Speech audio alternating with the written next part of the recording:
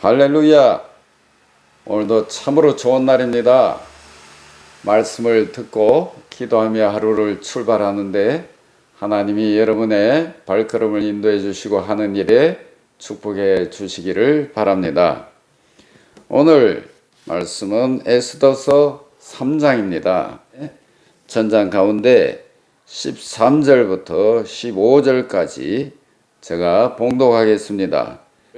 이에 그 조서를 역졸들에게 맡겨 왕의 각 지방에 보내니 12째 달 곧 아달월 13일 하루 동안에 모든 유다인을 젊은이, 늙은이, 어린이, 여인들을 막론하고 죽이고 도륙하고 진멸하고 또 그 재산을 탈취하라 하였고, 이 명령을 각 지방에 전하기 위하여 조서의 초본을 모든 민족에게 선포하여 그날을 위하여 준비하게 하라 하였더라.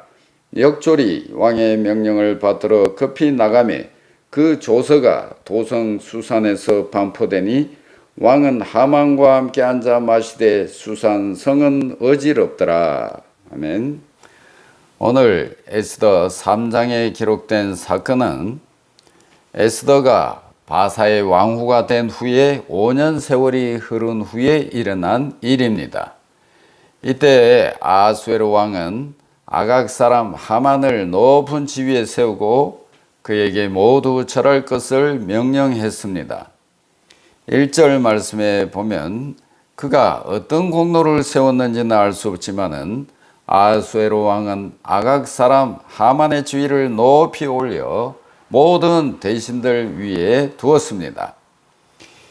2절부터의 내용을 보면 그리고 왕은 하만을 크게 높이고 대궐을 지키는 모든 관리에게 꿇어 절하라고 명령했습니다. 왕에게 하듯이 무릎을 꿇고 코를 땅에 대고 절하라고 명한 것입니다.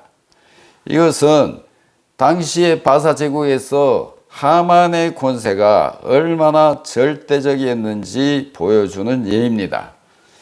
하지만 모르드게는 그런 왕의 명령이 있음에도 불구하고 하만에게 무릎을 꿇지도 않았고 절하지도 않았습니다. 3절 하만에게 꿇어 절하라는 왕의 명령을 어기고 절하지 않는 모르드게의 행동은 아주 위험한 것이기 때문에 동료들은 그를 걱정하는 마음으로 하만에게 절하라고 날마다 권했습니다. 4절 계속되는 동료들의 설득과 위협 앞에서 모르드게는 더 이상 침묵하고 있을 수가 없었습니다. 그래서 마침내 모르드게는 자신이 하만에게 절하지 않는 이유를 밝힙니다. 그 이유는 자신은 유대인이기 때문에 절할 수 없다는 것이었습니다. 유대인 모르드게가 아각 사람 하만에게 절하지 않는 것은 민족적인 역사 인식에서 비롯된 것이었습니다. 이스라엘 백성들은 전통적으로 아말렉 족속과 적대적인 관계에 있었습니다. 그 근원을 살펴보면은 출애굽 직후에 아말렉 족속이 이스라엘을 잔인하게 공격했을 때부터였습니다. 이스라엘 백성들이 430년의 종살이에서 해방돼서 가나안 여정을 시작하려고 하는 첫 출발의 시점에서 아말렉 족속은 하나님을 두려워하지 않고 르비딤 광야에서 이스라엘 백성들을 공격해서 큰 피해를 입혔던 것입니다. 더욱 악한 것은 당시 아말렉 족속은 이스라엘의 후미를 공격해서 피곤함에 지친 연약한 자들, 노인이나 여자들이나 어린이들 같은 약한 자들을 공격해서 살육했던 것입니다. 이 같은 이유로 해서 하나님께서는 이스라엘 백성들에게 아말렉 족속의 행위를 잊지 말고 대대로 기억하고 아말렉의 이름을 천하에서 도말하라, 그렇게 말씀하셨던 것입니다. 그리고 하나님 자신이 아말렉과 대대로 싸우리라, 그렇게 말씀하신 바가 있습니다.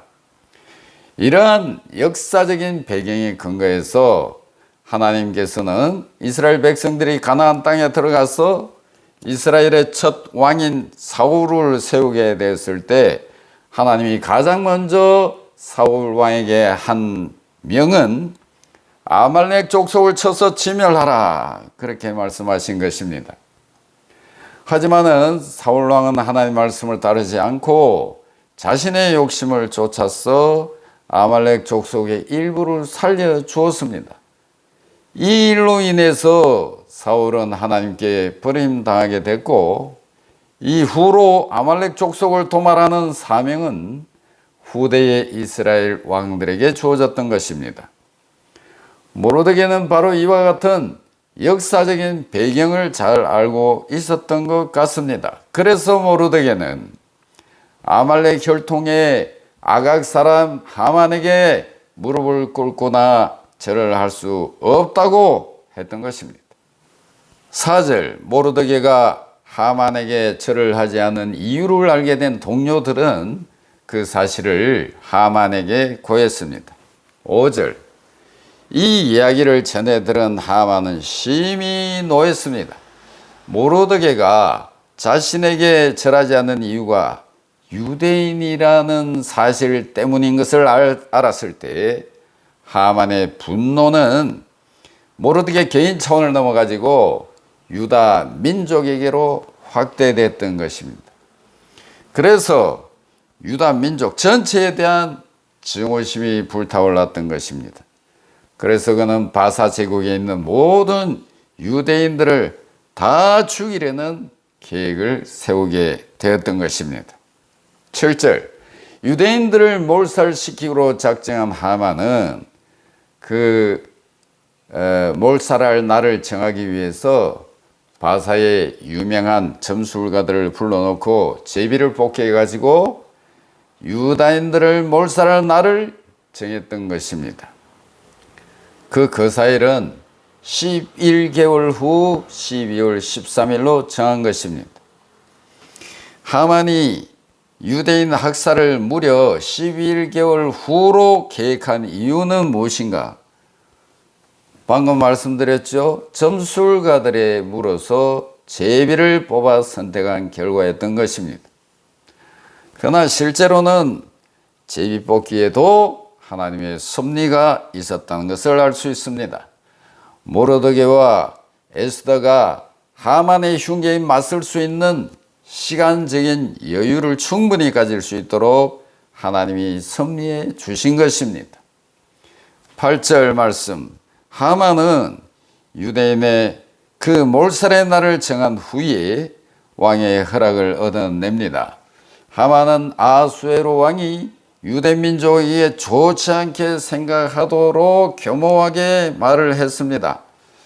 한 민족이 왕의 나라 각 지방 백성 중에 흩어져 마치 불황자들처럼 여기저기 흩어져 살고 있습니다. 그렇게 말하면서 그들의 법률은, 모세오경을 말한 거죠. 그들의 법률은 다른 민족과 달라서 왕의 법률을 지키지 아니합니다. 그렇게 말하고, 또 하나는 그 민족을 용납하는 것이 왕에게 무익하다. 다시 말해 보잘것없고 위험한 민족을 제국 내에 계속 방치해 두는 것은 현명한 일이 아닙니다. 그렇게 말한 것입니다. 9절에, 그리고 하만은 유대민족을 헐뜯는 데 이어서 왕에게 막대한 뇌물을 미끼로 유대민족의 진멸을 왕에게 요구했습니다. 왕이 옳게 여기시거든 조서를 내려 저희를 진멸하소서. 이어서 하만은 아수에로 왕이 미쳐 숙고하기도 전에 막대한 양의 돈을 왕실 금고에 들여놓겠다고 제안을 합니다. 아마도 하만은 몇백만 명에 달하는 유대인들을 학살하고 그들의 재산을 빼앗아 가지고 그 돈으로 왕의 금고를 채우려고 했던 것 같습니다. 11절, 아수에로 왕은 하만의 요청을 흔쾌히 수락했습니다. 그리고 왕은 자신의 손에서 반지를 빼주었습니다.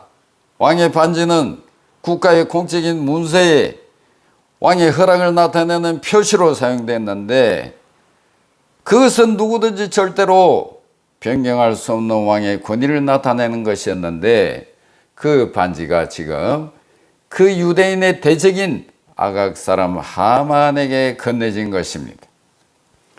12절 마침내 하만의 악한 계획은 왕의 이름으로 조서로 쓰여지고 왕의 반지로 인침으로써 변경될 수 없는 사실이 되었습니다. 유대 민족을 모두 죽이기로 한 하만의 계획은 이제 무시될 수 없는 바사 제국의 공식적인 조서가 된 겁니다. 그리고 이 조서는 모든 지방의 언어를 따라서 왕의 이름으로 쓰여지고 바사 제국의 127도의 방백들에게와 행정기관의 관리들에게 보내졌습니다. 13절부터 보면 아수에로 왕 12년 3월 13일에 모든 유대인을 죽이고 그들의 재산을 탈취하는 내용이 담긴 왕의 조서는 바사 전역으로 신속하게 전달이 되었습니다. 여러분, 이 3장 말씀을 통해서 우리가 무엇을 깨닫게 됩니까? 유대인들에게 닥친 위기는 어디서부터 시작됐습니까? 그것은 모르드게가 자신은 유대인이기 때문에 아각 사람인 하만에게 절할 수 없다는 사실을 밝힘으로부터 시작된 것입니다. 자신에게 닥친 위험을 알고도 모르드게는 왜 자신이 절할 수 없는지 밝혔습니다. 모르드게는 자신이 이방 나라의 포로로 끌려왔지만은 하나님의 선택된 백성인 유대인임을 분명히 밝혔습니다. 이것은 사람의 권세보다도 하나님을 더 두려워하는 믿음이 그에게 있었기 때문입니다. 이와 같이 그리스도인들은 때로 믿음을 공개적으로 고백해야 됩니다. 그리스도인들은 자신의 정체성을 분명히 하고 때때로 자신의 신분을 공개적으로 밝혀야 됩니다. 그로 인해서 고난을 당하고 부당하게 고통을 당하고 모든 것을 잃게 된다 하더라도 담대하게 세상을 향해서 믿음을 고백하고 증거해야 하는 것입니다. 할렐루야. 그리고 깨닫게 되는 것은 하만은 자신의 권위에 도전한 모르드게에게 붕괴했고 보복을 계획합니다. 그러면서 모르드게 개인뿐만 아니라 모르드게가 속한 유대인을 모두 멸절하고자 했습니다. 하만은 악한 일을 성공적으로 이끌기 위해서 제비를 뽑아서 멸절의 날을 정하고 왕에게 뇌물을 써서 허락을 받았습니다. 그리고 이 소식이 신속히 각 지방에 전달됐습니다. 당시에 이 일은 마치 하나님이 계시지 않는 것처럼 보였습니다. 하나님이 개입하시지 않는 것처럼 이 일이 일사천리로 진행된 것입니다. 그러나 여러분, 사실 하나님은 이 모든 일을 뒤에서 다 보고 계셨습니다.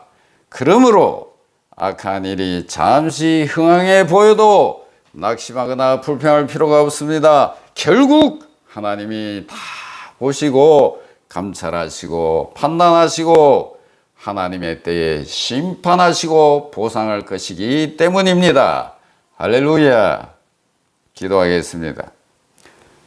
하나님 아버지, 모르드게는 자신에게 닥친 위험을 알고도 하만에게 절하지 않았습니다. 이방 나라의 포로로 끌려왔지만은 자신은 하나님의 선택된 백성임을 밝혔습니다. 저희들도 담대하게 믿음을 고백하며 사람의 권세보다는 하나님을 두려워하는 삶을 살게 하여 주옵소서. 하나님 아버지, 악한 자들이 하는 일이 일사천리로 진행되는 것 같이 보여도 하나님은 이 모든 일을 다 뒤에서 보고 계십니다. 저희들은 악한 자들의 일이 잠시 흥황해 보여도 낙심하거나 불평하지 않게 하시며 오직 하나님만 바라며 나아가게 하여 주시옵소서. 모든 것을 바라보시고 판단하시고 보상하시고 심판하시는 하나님을 믿으며 담대하게 전진하는 믿음 생활이 되게 하여 주시기를 원합니다. 예수님의 이름으로 기도하옵나이다. 아멘.